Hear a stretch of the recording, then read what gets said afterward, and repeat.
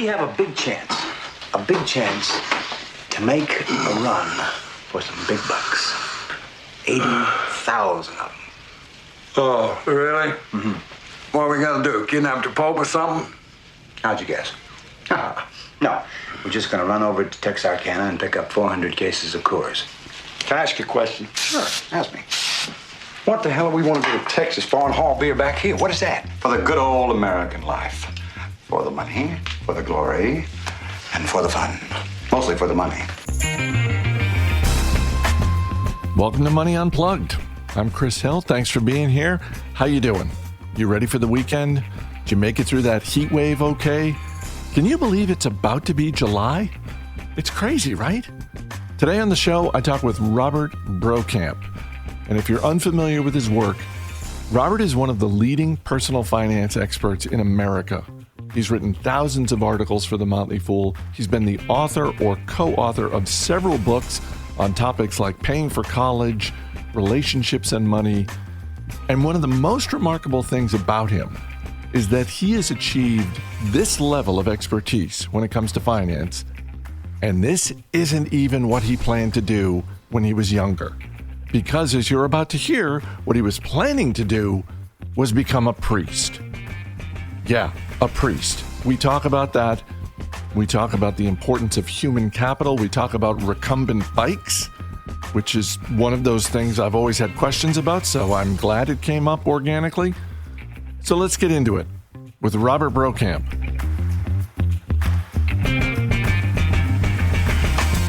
So you grew up in Tampa. Clearwater, yep. Originally born in Chicago, but I moved to Clearwater when I was 5. Other than the bitter cold, is there anything you remember? No, not too much. I remember the cold. I remember the architecture looked very different in Chicago than when we moved to Florida. Basically what happened was my dad lost his job, and he saw in the Wall Street Journal an ad to buy a ship supply business in Tampa. So he just decided we're going to move south to Florida, and that's what we did. And is that something you figured out in retrospect, or do you have a memory of being 5 and learning about, I don't know, your dad's business? No, I knew nothing about it. I just knew we were moving. And I don't think it even sunk in what that meant. I certainly did not know the difference between Florida and Illinois. I didn't know that I was going to be saying goodbye to snow for the next, 15 years of my life.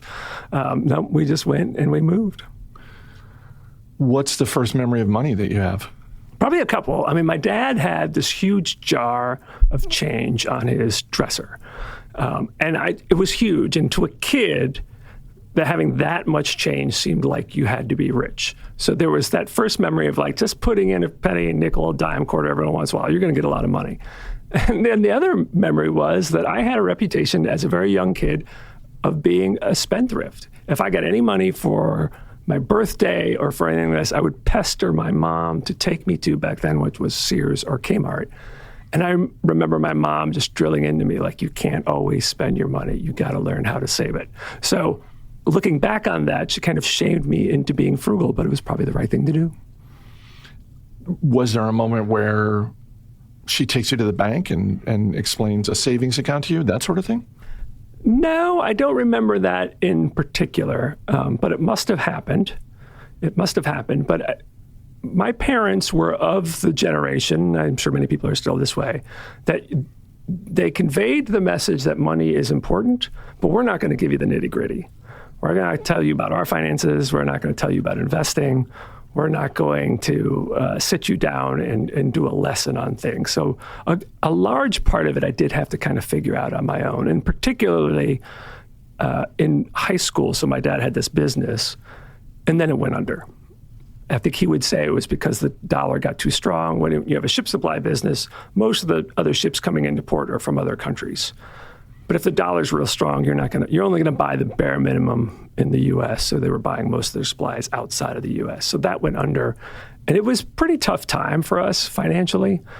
So that was the other message I got, is that you want to have probably a bigger safety net than my parents had when I was in high school. Do you have a job at this point? I do. I do. I mean, my first jobs were the other kids in the neighborhood, and I would go around and just knock on doors, ask if we could wash their cars for like whatever it was, $2 or $3. And since it was Florida, and with Florida, you're constantly having to do like cutting your lawn and all that year round. I did a lot of like neighborhood landscaping. I created this little flyer that I passed out to everyone in the neighborhood. It said lawn maintenance for $6 an hour or something. And I just remember that because I spelled maintenance wrong. But I still got some jobs. Despite the misspelling? Yes. Nice. Yes. So those were my first, like those types of jobs. And then my first real job was McDonald's. But you had to be 16 to work at McDonald's, and I was only 15. So I photocopied my birth certificate, whited out my year, gave myself an extra year, photocopied that again, and then submitted basically a fraudulent birth certificate to McDonald's so I could work there. Was anyone in on this scheme with you? Anyone in your family or friends? My parents knew about it, but they didn't care. So what brings you from Tampa to Catholic University in Washington, D.C.? That seems like a serious distance for a kid to go. And even before that, there was an even more serious distance because I was raised very Catholic, went to Catholic schools my whole life, and I was thinking I was going to be a priest. And through the process of high school, applying to be a priest in the Diocese of St. Petersburg, Florida, you were going to be sent to a seminary in Miami. That's where I thought I was going to end up. But something happened there, and they would never tell us what the scandal was, but some scandal happened at that seminary. So all of a sudden, I'm sent to a seminary in Minnesota for my first year of college. And boy, going from Florida to Minnesota was something. Distance-wise, climate-wise, because of my parents' financial difficulties, it wasn't like I could fly home that often. So I spent a year there. And I knew I wouldn't be happy there, and I knew I wanted more of the normal college experience. So that's why I went to Catholic University, because I wanted to be in a big city. Catholic U did have a seminary, but I didn't go into it immediately. But I wanted to keep that possibility open to being a priest. So you spent a year in Minnesota studying to be a priest? Yes. See, we've talked in the past, and you've referenced thinking about entering the priesthood. And I guess we never had this level of detailed conversation because I assumed it was, I don't know, a few weeks, a few months, something like that. I didn't realize it involved a year in Minnesota. No, and it persisted for years. I mean, because I graduated from Catholic U. I was an elementary school teacher at a Catholic school. I taught religion and language arts. And school is in Georgetown, right a few blocks from the Exorcist steps. The school's actually in some scenes from The Exorcist. And I remember, and this is in my mid to early 20s, meeting with a priest at Georgetown talking about whether the priesthood was for me. And I'm assuming at some point either you or he was like, no, it's not. Well, here was the problem. So while I was an elementary school teacher thinking about being a priest, they also had this completely adorable school counselor named Elizabeth, who eventually became my wife. So that pretty much was once I met her and we got to know each other more, I'm like, I don't think celibacy is for me. What is your degree in? So my degree was actually English pre-med because... Wait a minute. Did you double major okay. No, I double majored. Are you the first English pre-med double major in the history of America? I don't know if that is, I don't know. So I went from the seminary to Catholic U, and most people at the seminary, if you were studying to be a priest, you had to major in philosophy. So that's where I started at Catholic U, but I just didn't enjoy it. And here's the thing about college. In most liberal arts degrees, you're going to spend a lot of time reading. So I just said, what do I like to read the most? And at that time, I just liked reading stories. So I majored in English, but I thought I also might want to be a doctor. And that's all, you have to take a bunch of science and biology and physics and stuff like that. So I double majored, graduated, and still thought I might want to be a doctor, but I wanted to do volunteer work first before I made that commitment to go to med school and then residency and all that stuff. So I joined the Teacher Service Corps of the Archdiocese of Washington, which put young teachers into inner city schools. My inner city school was Georgetown, so it was not very inner city at all. But regardless, it was a great experience. And then over those next 5 years, I pretty much figured out that med school was not for me. All my friends who went to med school were miserable. But you can get through it if you knew, like you really wanted to be a doctor. But I didn't know that. I just thought it was a practical thing to have as an option. It sounds like the young version of you picked two potential career paths, neither of which you entered, and both of them qualify under the umbrella of you really got to want to do this. You really have to want to be a doctor to go through medical school and everything that comes with it. You really have to want to be a priest. Yes. If you're going to be a priest. Yeah. And actually, the two main schools I got accepted to for college was the seminary and the U.S. Coast Guard Academy. Because of my dad's experience being in the ship supply business, I got to know a lot about the Coast Guard, and I really respected it. So I'm like, okay, maybe I'll fly helicopters for the Coast Guard. But that was the same deal. Like, I got to know an admiral who lived in the area. And he's like, if you want to go to the Coast Guard Academy, you gotta be dedicated and know that this is what you want to do with your life. And I wasn't there yet. So when and how does investing enter your life? So I would say it starts with, when I was a teacher and doing all these things, thinking about being a priest and taking about charity, like, money didn't matter to me. I didn't care. It's really once I started, frankly, meeting my eventual wife and realizing there might be this whole other situation for me where I'm a dad, I'm a husband, I'm a provider, I'm a mortgage holder. And that's when I look back at my parents, and I had a very happy childhood. I really did. My parents were good parents, but their finances in that period of life when my dad's business went under was not good. And I just knew I don't want that to happen to me as a parent, and I don't want my kids to have to go through all that anxiety and uncertainty. So that's when I started being like, I need to be smarter with my money, especially teaching at a Catholic school in Washington, D.C., very expensive city. I was at the time making maybe $22,000 a year. Now, this is in the 90s, but even if you adjusted it for inflation, it's like $40-something thousand a year. And how do you start to learn about it? Just through reading? So through reading, I would say the very first thing was listening to the Rick Edelman talk show. So Rick Edelman, still around today, doesn't do as much as he used to, but still has a good podcast, if I remember correctly. And he had a talk show, and he was talking to this woman who was spending too much money drinking Diet Coke. And he said, here's the deal. You pay that money for the Diet Coke, and it either ends up in the garbage or everywhere else where your Coke goes. It's a depreciating asset. Instead, you should be using that money to buy Coke stock. You do that every week, and after many years, you can have hundreds, thousands, tens of thousands of dollars. And it just sort of clicked for me. So that's when I started, at the time I was teaching Kaplan classes at night to make extra money. So I'd go into the Barnes & Noble and just grab money books and read them. But then this is also when the internet was taking off, and I found a company called The Motley Fool and started learning about The Motley Fool. You mentioned your eventual wife. How much did the two of you talk about money before you got married? When we were dating, we did not talk about it too much until I realized how comfortable she was living on the edge. Because her growing up, I had a solid financial foundation in most of my childhood and then just had these rough years. Her whole life, her parents lived on the edge. So once at one point we were going to go to Europe, and I don't remember what the amount was. She's like, okay, I have like $100 in the bank. I think I can do that. I'm like, what? How can you do that? So that's when we started talking more and more about it. And it was good because I got her to be a little bit more comfortable with playing it safer with your money, but she also pushed me to be like, okay, we also need to enjoy our life. We need to do fun things. And some of those fun things cost money. And it's okay to spend money on that.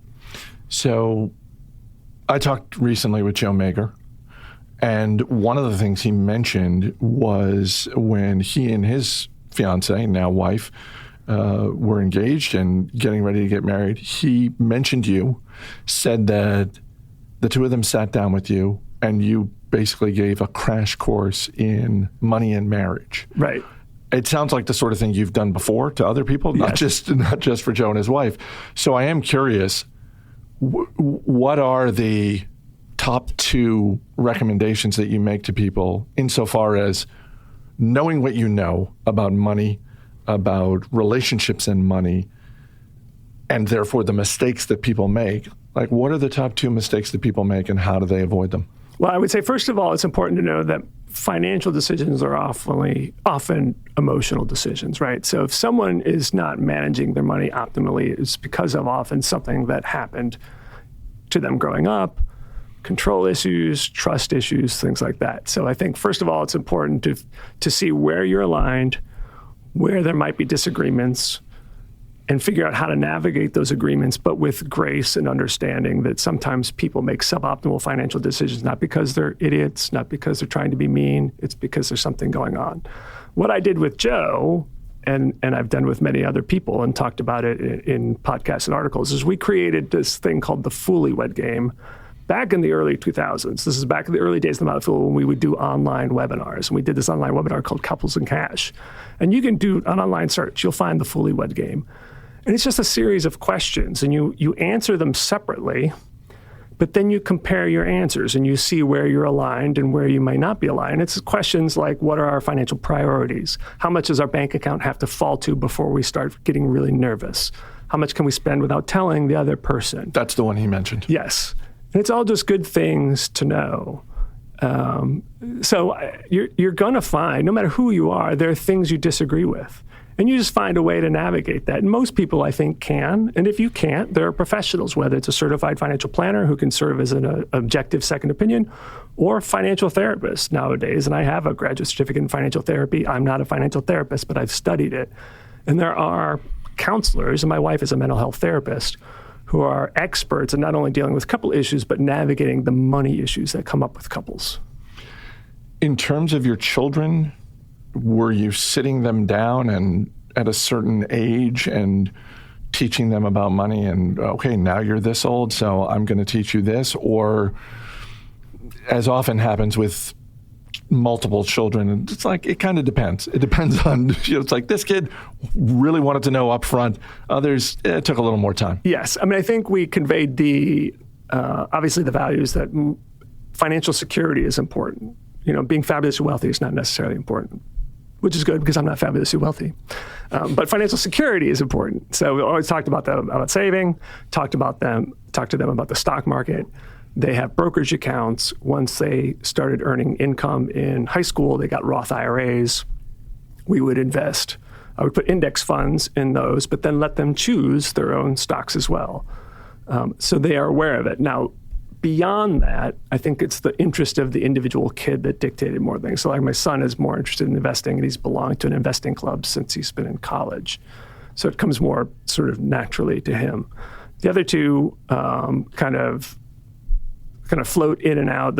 I should say the other two younger ones in terms of having interest in money, although the youngest is becoming much more interested now, and she's actually thinking of becoming a finance major. So it just sometimes has to happen. And then my oldest daughter, who's in her 30s, took her longer, but now she has a real entrepreneurial spirit. So, you just plant these seeds, and at some point they're going to bloom.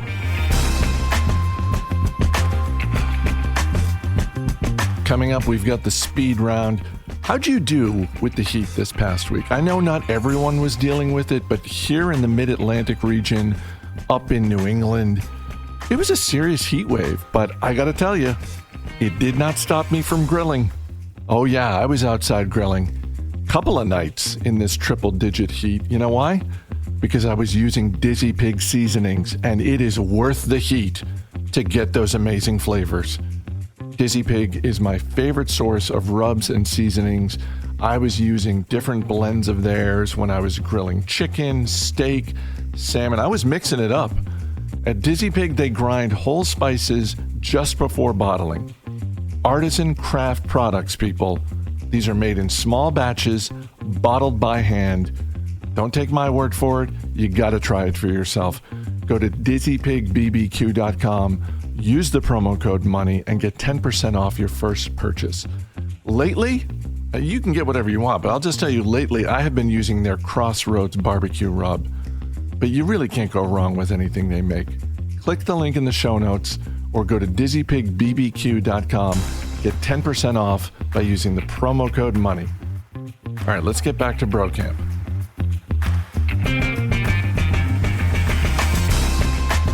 How do you stay so calm when it comes to money? Because as much as anyone I've ever worked with, you embody the idiom of you never get too high, you never get too low. I was thinking when I was walking over here about the Great Recession and late 2008, early 2009. And you were one of the people at the Motley Fool that I looked to and I thought, oh, it's going to be okay. I don't know why it's going to be okay, but Brokamp seems fine. And so I'm just going to anchor to his emotional set point. And I'm just curious, one, do you recognize that in yourself? Because if not, I would be surprised. But two, where does that come from? Well, so first of all, I'm faking it in a lot of ways because I do have some significant financial anxiety. But the good part of that is that has pushed me to always have a plan B and a plan C. So during the Great Recession, for example, when stocks were dropping significantly, I had enough money on the side to be investing at that point. And we had an emergency fund. And I have a written document for what will happen in case certain things happen. Something happens to my job, to Elizabeth's job, if our portfolio drops a certain amount. So I have a plan. So that makes me feel better about handling those things. And there's always an opportunity in every crisis. And so in that situation, it was to be able to buy some stocks at really cheap prices. So in the same way that people get to a certain age and they think, I should have a will, I should have an estate plan. It sounds like in addition to those things, you've also done, for lack of a better term, disaster scenario planning? Yes. In fact, it's funny you say that because we did a webinar that I mostly wrote called Disaster Proof Your Finances.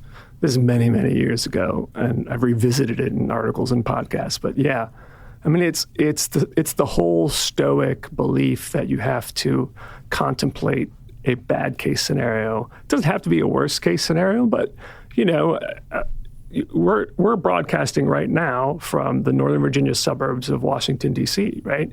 5 years ago or so, there were many federal employees who thought that their jobs were pretty safe. And now a lot of them are now going through a lot of upheaval. So you just have to be prepared for the possibility that things will change and have a plan ahead of time rather than trying to figure it out while it's happening. Let's go to the speed round. What is a thing you've bought that makes you happy? So in 2010, I bought a Cat Trike Trail. So a Cat Trike is a recumbent bike. So it looks like a lawn chair on wheels. It's a tricycle. It's got 3 wheels. And I just absolutely love it. I love bike riding, but due to some back issues, possibly from playing football and pole vaulting in high school and college, I couldn't ride a normal bike anymore. I could do it for like an hour or two, and then I'd be uncomfortable.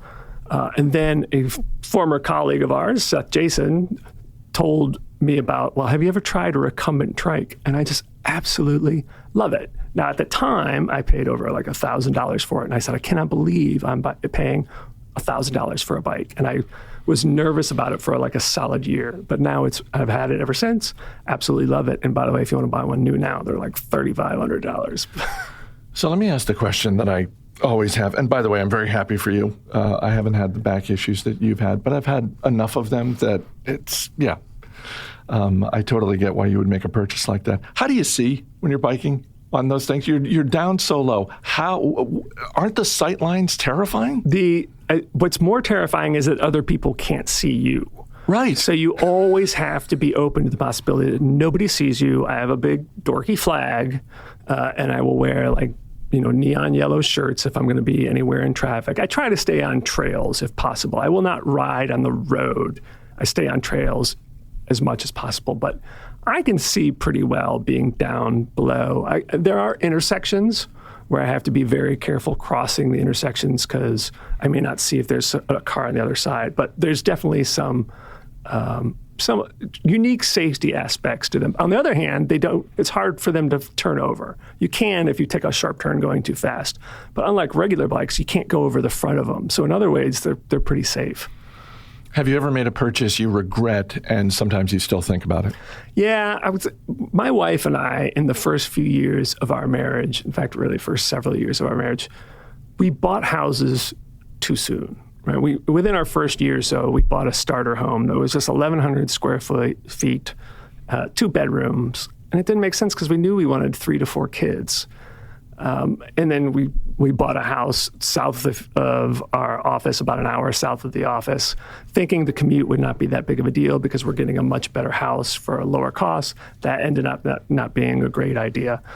We made money on these houses, and there were a couple other ones on top of those.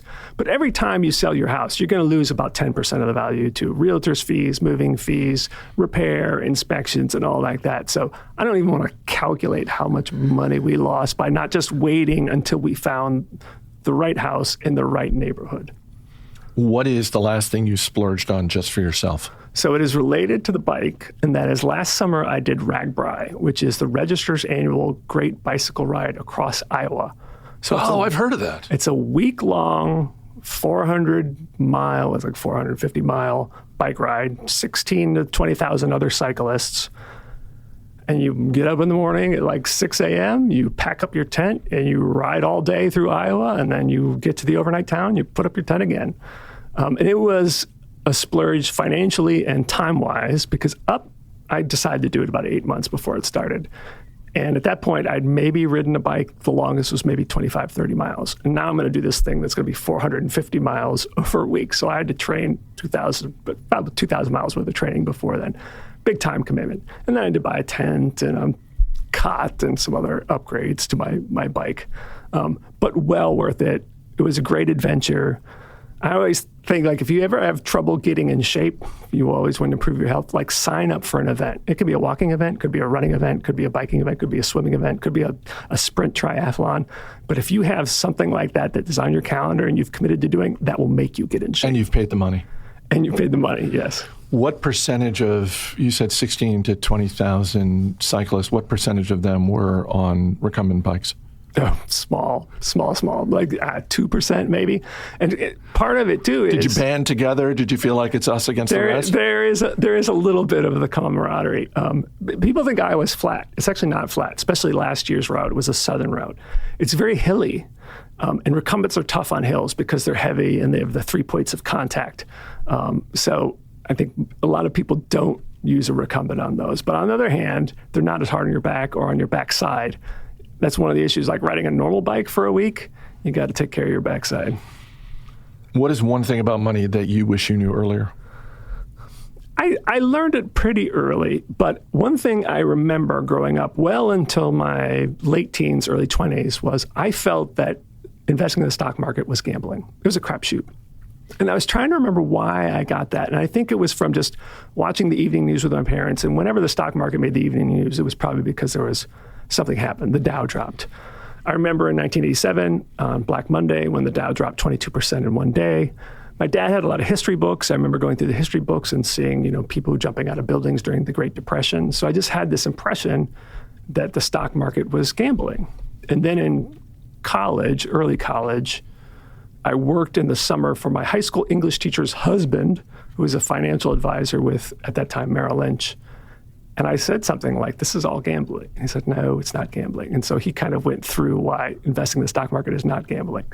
So I learned it still early enough, but there's still this 5 to 10% part of me knowing that there are times in history when there are things like the Great Depression, when the stock market drops more than 80%, or times like Japan, which, peaked in early 90s. And I still think that now it's still below its peak, or stocks like Cisco, which peaked in 2000. It is still below where it was in 2000. So there is a part of me that is still very respectful of the risks of stock investing. What is a charitable cause that you like to support? Well, I'm on the board of an organization called Together We Bake, which is here in Alexandria, supports women with low incomes who are sort of navigating barriers to employment. It could be due to being unhoused. It could be domestic abuse issues. And it provides them job training and certifications so that they can go and make a better situation for themselves. And they do the job training by making this really good granola and cookies. So I've had the cookies. Oh, it's so good. They're so good. So good. And so then it gives the training, but also there's a real good community to it. You're paired with a mentor to help you with job interviews and things like that. So if you love that idea of helping this type of cause, go to togetherwebake.org and buy some really good cookies and granola. Yeah, they're really good. Do you have a favorite movie or television series that has money as a through line? I'm going to go with the Muppets writ large. And, Chris, you and I are of a similar vintage, growing up on Sesame Street and then The Muppet Show. And then all the movies. And, Kermit was like the CEO of this small company that tried to wrangle all these like chaotic characters to get a show on. And it's sort of that really was, now that you're saying it, that really was the underlying premise of The Muppet Show.